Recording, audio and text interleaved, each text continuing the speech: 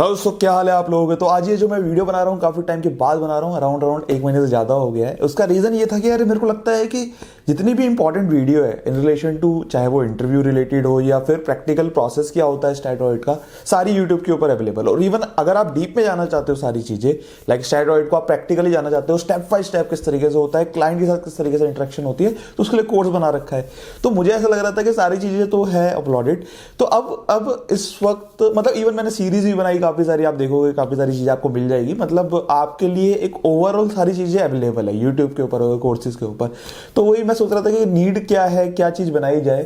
तो मैंने ये चीज़ एनालाइज करी कि जैसे अब क्या है कि मैं एक जनरली मतलब मैं क्या करता हूँ, जैसे मैं कंपनीज में इन्वेस्ट भी करता हूँ, तो मैं फाइनेंशियल स्टेटमेंट भी पढ़ता हूँ काफ़ी सारी कंपनीज की। तो फिर मैंने उसके अंदर देखा कि एक जो ऑडिटर होता है उसकी रिपोर्ट का किस तरीके से, कैसे उस फाइनेंशियल के ऊपर क्या इम्पैक्ट आता है। कहने का मतलब ये है कि एक ऑडिटर की रिपोर्ट को हम ना एनालाइज करेंगे डिफरेंट वीडियोस के अंदर, ठीक है।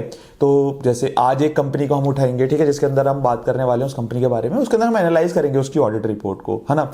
और उसके अंदर ऑडिट रिपोर्ट का एंगल भी जानेंगे और उसके अंदर उसका बेसिस भी जानेंगे क्या था। थोड़ा सा आपको ना चीजें पता चलेंगी, थोड़ा सा एनालाइज कर पाओगे आप चीजों को, और आपकी जो अंडरस्टैंडिंग है फाइनेंशियल को लेकर, ऑडिट रिपोर्ट को लेकर, ऑडिट को लेकर बेसिकली, वो कहीं ना कहीं स्ट्रांग होगी। तो मैं आपको डेफिनेटली रिकमेंड करूंगा कि आप पूरी वीडियो देखना और मेरे को कमेंट सेक्शन में कमेंट करके बताना कि ये आइडिया आपको कैसा लगा, सो दैट हम नेक्स्ट वीडियोस में और कवर कर सकें ऐसी चीजों को, ठीक है। तो आप मुझे जरूर बताना कमेंट सेक्शन में कमेंट करके। तो अब एक काम करते हैं, चलते हैं स्क्रीन की तरफ और आप लोगों को मैं शो करता हूं आज की जो हमारी कंपनी है। तो अब इस कंपनी में देख रहे हो कि एक कंपनी है जिसका नाम है यूनिचैम लैबोरेटरीज लिमिटेड। तो इस कंपनी के अंदर अगर आप देखोगे तो इस कंपनी के हम मार्च 2022 के रिजल्ट पढ़ रहे हैं हम लोग, मतलब फाइनेंशियल स्टेटमेंट है ये, एनुअल रिपोर्ट है। एनुअल रिपोर्ट आपको कोई भी अगर आप जाएंगे, जैसे screener.in एक वेबसाइट होती है, जनरली ये हम इन्वेस्टमेंट पर्पज के लिए यूज करते हैं, बट अगर आप किसी भी फाइनेंशियल स्टेटमेंट को, एनुअल रिपोर्ट को आप देखना चाहते हैं तो इस वेबसाइट के ऊपर जाकर आप जैसे जो भी कंपनी है, जो भी लिस्टेड कंपनी है, उसका नाम लिख देंगे यहाँ पर, तो आपके पास ये आ जाएगी और यहाँ पर आप जो भी एनुअल रिपोर्ट है आप यहाँ से डाउनलोड कर सकते हैं, ठीक है। काफ़ी सारी चीज़ें आपको मिल जाएंगी, बट आपके वो काम की नहीं है अगर प्रोवाइडेड आप इन्वेस्टमेंट नहीं कर रहे, है ना। तो ये सारी चीज़ें आपको मिल जाएगी डिटेल। तो यहाँ पर आप जैसे फाइनेंशियल ईयर 22 में जाएंगे तो इस तरीके से आपके पास ये फाइनेंशियल स्टेटमेंट और एनुअल रिटर्न आपकी ओपन हो जाएगी। अब इसके अंदर हम समझते हैं कि किस तरीके से ऑडिटर ने अपना क्या व्यू दिया है, थोड़ा सा एनालाइज करेंगे उसको, ठीक है। तो आप ऑडिट रिपोर्ट को थोड़ा सा पहले समझने की कोशिश करते हैं हुआ क्या है इसके अंदर। तो सबसे पहली चीज हमें पता चल रहा है क्वालिफाइड ओपिनियन दिया गया है, ठीक है। तो आपको पता होगा क्वालिफाइड ओपिनियन, है ना, qualified opinion, adverse opinion, disclaimer of opinion, unqualified opinion. तो यहाँ पे क्वालिफाइड दिया हुआ है, यानी कि वो ज्यादा बड़ी भी गलती नहीं है, समझ रहे हो आप, एडवर्स गलती भी नहीं है जिससे मेरे पूरे फाइनेंशियल स्टेटमेंट के ऊपर मतलब भयंकर वाला कुछ दिक्कत आई हो, ठीक है। तो एक क्वालिफाइड ओपिनियन दिया हुआ है। क्वालिफाइड ओपिनियन क्यों दिया है उसके बारे में भी हम बात करेंगे। देखो यहाँ पे क्वालिफाइड ओपिनियन दिया है। क्वालिफाइड ओपिनियन जब भी ऑडिटर देता है तो उसके अंदर बोलता है कि जो मैं नीचे बोल रहा हूं, जो मैं बेसिस फॉर क्वालिफाइड ओपिनियन यहाँ पर आप देखोगे आ रहा है, तो बेसिस फॉर क्वालिफाइड ओपिनियन में जो चीज मैं बोल रहा हूं उसके अलावा मेरे को और कहीं कोई दिक्कत नजर नहीं आ रही, ठीक है। तो ये क्वालिफाइड ओपिनियन में ये चीज बोलता है। अगर आप चाहें तो इसको पढ़ सकते हैं, ठीक है। हमारा पर्पज है एनालाइज करना कि क्या बोलना चाह रहा है बेसिस फॉर क्वालिफाइड ओपिनियन के अंदर। तो यहाँ पे क्या बोल रहा है और हम समझेंगे कि क्यों क्वालिफाइड ओपिनियन दिया जाता है, कब दिया जाता है, ठीक है। आपकी अंडरस्टैंडिंग स्ट्रांग होगी इससे, ध्यान से समझना कि क्या हुआ है इसके अंदर। तो यहाँ पे बोल रहा है ऑडिटर, ये बोल रहा है कि एक नोट नंबर 38 आ रहा है फाइनेंशियल स्टेटमेंट के अंदर, उसके अंदर कुछ दिक्कत है। तो सबसे पहली चीज आप एक चीज समझना कि ऑडिटर क्वालिफिकेशन कब देता है या फिर मॉडिफिकेशन कब देता है अपने रिपोर्ट के अंदर, जब भी उसके ओपिनियन और जो कंपनी है उसके ओपिनियन में फर्क हो, ऑब्वियसली, ठीक है। आपने बोला कि आपके हिसाब से लेट से यहां पर इस 10 रुपए का प्रोविजन बनना चाहिए, मैनेजमेंट बोलता है कि नहीं मैं तो 1 रुपए का बनाऊंगा, तो यहाँ पे 9 रुपए का फर्क आ गया। अगर आपको लगता है 9 रुपए का फर्क मोर देन मटेलिटी है ना, या फिर टोटल जितनी गलतियां मिला के सारी 9 रुपए से ऊपर की है, तो आप क्वालिफाइड ओपिनियन दे दोगे, ठीक है। तो यहाँ ऑडिटर क्या बोल रहा है सुनना, यहां बोल रहा है कि नोट 38 के अंदर जो स्टैंड अलोन फाइनेंशियल स्टेटमेंट आ रहे हैं उसके अंदर क्या हुआ है, ईयू ने एक फाइन मैटर के अंदर, मतलब एक फाइन मैटर है ईयू का, and the company financial exposure of this amount in the subsidiary this and respect of which no provision for impairment is made in view of uncertainty as regards the EU fine matter. यहां पे क्या बोलना चाह रहे हैं कि एक मतलब जो यूरोपियन यूनियन होता है उसने कुछ फाइन वाइन लगाया, अभी आके नोट 38 में देखेंगे भी सही, यहाँ पे इससे ये समझ में आ रहा है किसके ऊपर, सब्सिडरी के ऊपर, है ना। और यहाँ पे जो कंपनी है अपने स्टैंड अलोन फाइनेंशियल स्टेटमेंट के अंदर उसको इंपेयर भी नहीं कर रही सब्सिडरी को, क्यों, और वहां पे प्रोविजन भी नहीं बनाया। प्रोविजन भी नहीं बनाया, इंपेयरमेंट भी नहीं कर रही, करना क्या चाहते हो? तो यहाँ पर ये चीज बोली गई है ऑडिटर के द्वारा, ठीक है।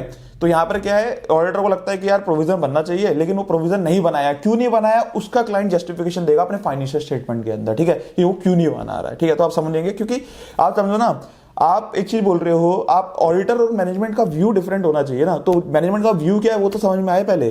तो हम चलते हैं उसके लिए, यही रिपोर्ट मैंने खोली हुई है, सिर्फ मैं नोट नंबर 38 के अंदर जा रहा हूं, ठीक है। तो यहाँ नोट नंबर 38 के अंदर जब हम जाएंगे तो हम देख रहे हैं कि यहाँ पे ये बोल रहा है fine imposed bye European commission, note number 38। तो यहाँ पे क्या हुआ, इसने कंटीजेंट लायबिलिटी के अंदर 37 के अंदर, अगर आप देखोगे, अभी हम 38 में जाएंगे, लेकिन उससे पहले मैं 37 के अंदर हूँ, क्योंकि अगर प्रोविजन नहीं बनाया तो ऑडिटर ने बोला होगा भाई कंटीजेंट लायबिलिटी तो बना ले, या मैनेजमेंट ने खुद बोला होगा मैं कंटीजेंट लायबिलिटी बना देती हूँ, है ना। तो कंटीजेंट लायबिलिटी बना दी, लेकिन इसकी वजह से फाइनेंशियल स्टेटमेंट के ऊपर कोई इंपैक्ट नहीं आएगा, आपको पता ही होगा। जब तक मैं प्रोविजन नहीं बनाऊंगा तो मेरे फाइनेंशियल स्टेटमेंट के ऊपर कोई इंपैक्ट ही नहीं आना। तो यहां पर क्या हुआ, इसने बोला कि कंटीजेंट लायबिलिटी में इसने दे दिया, नोट नंबर 38 जाके रेफर कर लो। तो नोट नंबर 38 पे चलते हैं, ठीक है। नोट नंबर 38 में जब आप जाओगे तो यहां क्या लिखा हुआ है, ये लंबी सी लाइन लिखी हुई है। तो उसको ना एनालाइज करने के लिए मैंने क्या करा, शॉर्ट में क्रिप्स आपके लिए यहां पर बढ़िया तरीके से ये प्रिपेयर कर लिया है जो वहां लिखा हुआ है, ठीक है। तो क्या बोलना चाह रहा है, ठीक है, उसको समझते हैं। हमारा मुद्दा ये है एनालाइज करना चीजों को, कि कब किस तरीके से ऑडिटर ओपिनियन देता है, ठीक है। तो वो चीज समझ में आनी चाहिए अपने को। तो यहाँ पे ये बोल रहा है कि 2014 के अंदर यूरोपियन जो कमीशन है, मतलब वहाँ पे गवर्नमेंट एक तरीके से समझ लीजिए, उन्होंने 14 मिलियन के अराउंड का फाइन लगाया कंपनी के ऊपर जो सब्सिडरी है इसके ऊपर।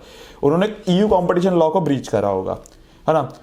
तो breach relates to an agreement early 2005 between this company and this company to settle litigation at a time when the company was a part owner and financial investor in niche, ठीक है। तो ये कुछ competition law से related है वहां के। तो ये कुछ दिक्कत हुई वहां पर, तो उन्होंने बोला उसकी वजह से ईयू ने फाइन लगाया। मेन इंपॉर्टेंट चीज ये है ना। तो फिर कंपनी ने क्या करा, उस डिस्प्यूट को लेकर कंपनी ने क्या करा, जनरल कोर्ट के अंदर जो ईयू ने जो ऑर्डर पास करा उसके लिए जनरल कोर्ट के अंदर कंपनी ने अपील फाइल कर दी कि भैया गलत है। लेकिन जनरल कोर्ट जो है वहां का, उसने बोला कि नहीं भैया तुम गलत हो, ईयू ठीक है। उसने रिजेक्ट कर दिया अपील को, है ना, और ये डिमांड को कंफर्म कर दिया, है ना। अब द कंपनी एंड जो उसके सब्सिडरी है advise by legal counsel on the merits have further appeal to the court of justice of the EU. Court of justice में डाल दिया उन्होंने, जैसे अपने यहां पर होता है ना district court, high court, supreme court, उस तरीके से कुछ होगा। मतलब मैं एक वो मान रहा हूं, मैंने इतना कोई अंदर जाके देखा नहीं यूरोप के अंदर किस तरीके से कैसे चलती है हायरार्की, बट स्टिल मतलब मैं ये मान रहा हूं कि इस तरीके से ही होगा, ऑब्वियसली देख के समझ में आ रहा है, ठीक है। The outcome of this appeals is pending, अभी तक पेंडिंग है, वो कुछ आया नहीं। तो अब क्या हुआ आप समझो, अपील पेंडिंग है, एक जगह पे मेरा रिजेक्शन आ गया। तो आप खुद सोचना, आप ऑडिटर होते, एक जगह पे जनरल कोर्ट के अंदर ऑलरेडी मेरी अपील खारिज हो गई, अपील रिजेक्ट हो गई, ठीक है। उस अपील के अंदर उन्होंने कंफर्म कर दिया। अब आपके हिसाब से क्या प्रोविजन बनना चाहिए? तो आप क्या करोगे, आप बोलोगे कि मेरा, आप मैनेजमेंट जो होगा, वो तो कोई भी मैनेजमेंट होगा कंपनी का, कभी भी ये नहीं बोलेगा कि इसके अंदर बनना चाहिए। समझना आप एक चीज को, ठीक है, कभी भी ये नहीं बोलेगा। हो सकता है कोई भी केस हो सकता, मतलब कुछ भी हो सकता है इसके अंदर। मैं ये चीज नहीं बोल रहा कि शॉर्ट है, बट आप चीज सोचना, एक चीज सोचना, आप कोई केस लड़ रहे हो, आप खुद बोल दोगे मैं केस हार जाऊंगा? कभी नहीं बोलोगे। क्यों नहीं बोलोगे? अगर आपने बोल दिया मैं केस हार जाऊंगा और आपने फाइनेंशियल स्टेटमेंट के अंदर दिखा दिया, तो कोर्ट ऑफ जस्टिस बोलेगा कि भाई तू तो खुद बोल रहा है, कोर्ट ऑफ जस्टिस बोलेगा तू तो खुद बोल रहा है, तूने तो प्रोविजन बना दिया, तू तो केस हार जाएगा।